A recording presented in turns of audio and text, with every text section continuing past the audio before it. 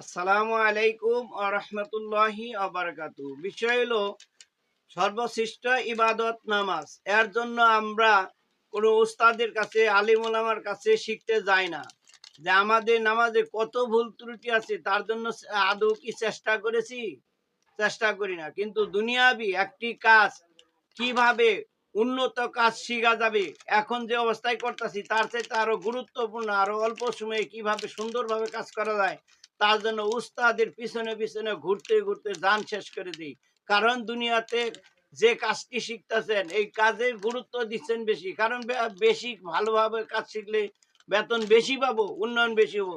কিন্তু সর্বশ্রেষ্ঠ ইবাদত নামাজ, তার জন্য আমরা কতটুকু পরিশ্রম করেছি, কতজনের কাছে মাসলা মাসাইল জিজ্ঞেস করছি যে হুজুর এইভাবে নামাজ পড়ি, এভাবে সঠিক কিনা।